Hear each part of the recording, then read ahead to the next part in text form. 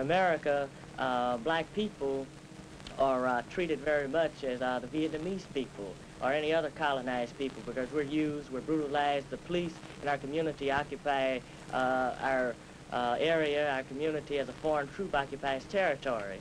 And the police are there not to, in our community, not to promote our welfare or for our security and our safety, but they're there to contain us, to brutalize us and murder us because they have their orders to do so. And just as the soldiers in Vietnam have their orders to destroy the Vietnamese people, the police in our community couldn't possibly be there to protect our property because we own no property. They couldn't possibly be there to see that we receive the due process of law for the simple reason that the police themselves deny us the due process of law. And so it's very apparent that the police are only in our community, not for our security, but the security of the business owners in the community, and also to see that the status quo is kept intact. People aren't hip to that yet. They're not really aware of it. They know some shit's going on in this country somewhere, but a lot of people out there don't know where it's at. They think it's the black people doing it, you dig? That all those riots are causing my life to be miserable in all areas, you know.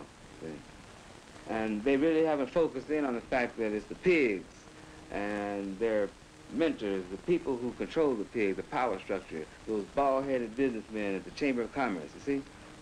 They're not turned on to that power structure. They just know that life is becoming increasingly miserable for everybody. See?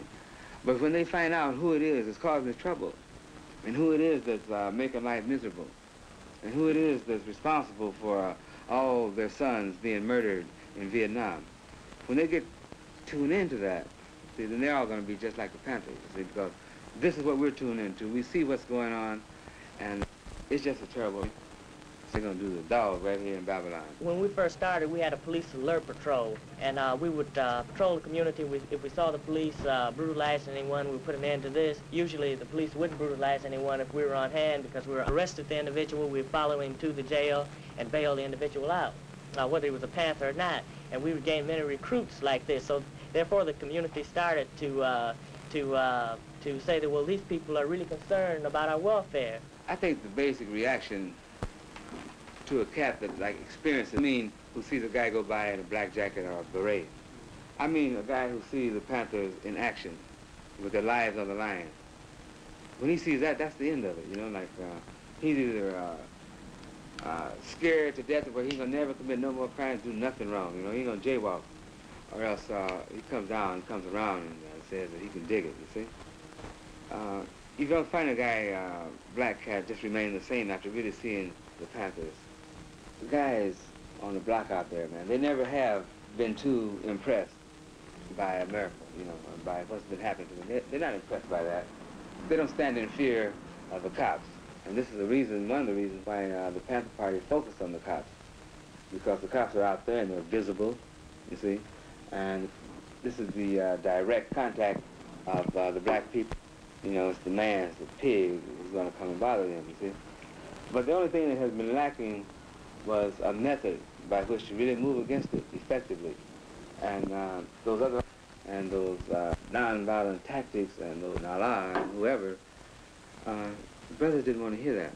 And so here, all of a sudden, here come two niggas with some guns, stand up in front of the cop and talk to the cop just like the cop's talking to them, you know. If they check that out, if they don't decide that their life is too precious, you know, that they must live forever to the party.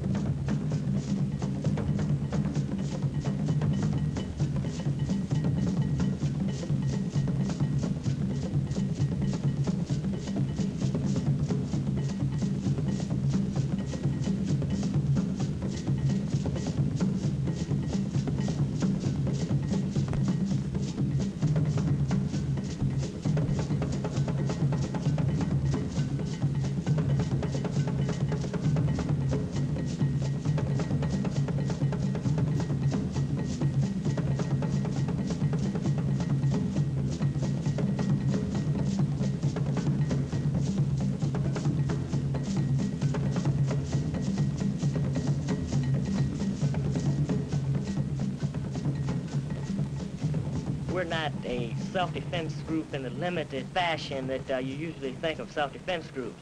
I would like to use an example when Fidel Castro starts the revolution along with Che Guevara, with 12 of them all together.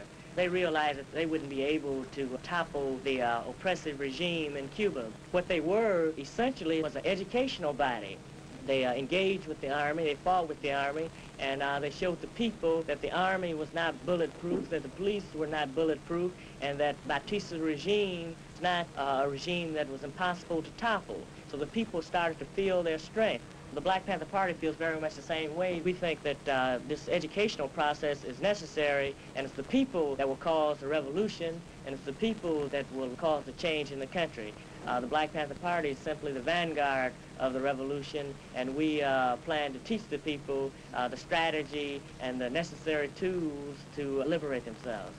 No more brothers in jail. Off the pig. The pigs are gonna catch hell. Off the pig. No more brothers in jail. Off the pig. The pigs are gonna catch hell. Off the pig. No more brothers in jail. Off the pig. The pigs are gonna catch hell. Off the pig. No more brothers in jail. Off the pig. The pigs are gonna catch hell. Off the pig. No more brothers in jail. Off the pig. The pigs are gonna catch hell. Off the pig. No more brothers in jail. Off the pig. The pigs are gonna catch hell. Off the pig. No more pigs in our community. Off the pig. No more pigs in our community. Off the pig. No more pigs in our community. Off the pig. No more pigs in our community. Off the pig. No more pigs in our community. Off the pig. No more pigs in our community. Off the pig. No more pigs in our community.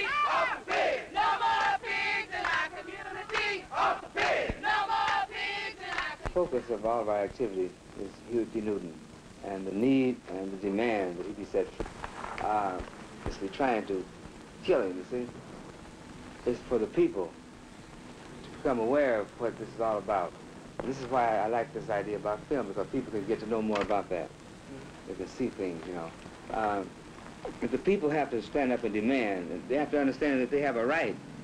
They have a right to demand that these judicial procedures be carried out in the right manner. The revolution has come. Off the pig. It's time to pick up the gun. Off the pig. The revolution has come. Off the pig. It's time to pick up the gun. Off the pig. The revolution pick up the gun. Off the pig. The revolution has come. Time to pick up the gun. Off the pig. The revolution has come. Off the pig. Time. Off the pig. The Black Panther Party made a coalition with the Peace and Freedom Party, which is primarily a white group. We see it necessary to fight. We must liberate the colony. The revolutionary students play a great part in saving America. If it were not for the white students, the Black Panther Party would react to the racism in the country and therefore respond with racism. White students have been very the foreign policy of the United States. States withdraw from Vietnam, stop brutalizing the Vietnamese people.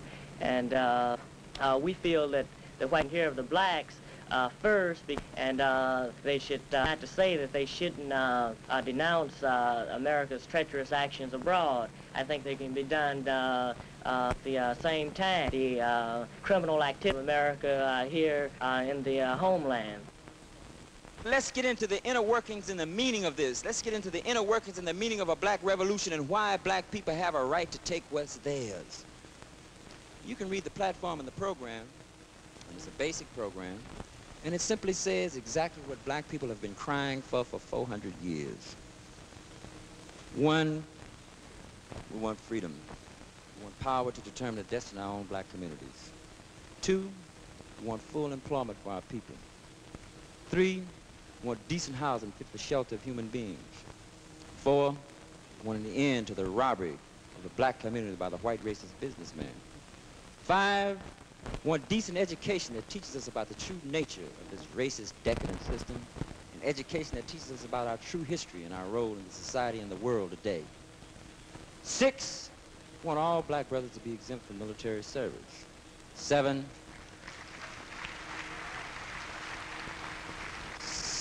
7, we want an immediate end to police brutality and murder of black people. 8, we want all black brothers and sisters held in federal, county, state, city, jails, and prisons to be released because they have not had a fair trial. They've been tried. They've been tried by all white juries who have no understanding of the average reasoning man in the black community. Number 9, and this is where Brother Huey is being caught. We just want the courts to make sure we have peers on the jury or people from the black community as defined by their jive constitution of the so-called United States. 10 is a summary with a major political objective. And that is, we want land, we want bread, we want housing, we want clothing, we want education, we want justice, and we want peace. And the major political objectives, we want a black plebiscite, and the UN, the black colonial subjects will participate, dealing with, analyzing, projecting politically upon the racist atrocities that have been committed against black people in this nation.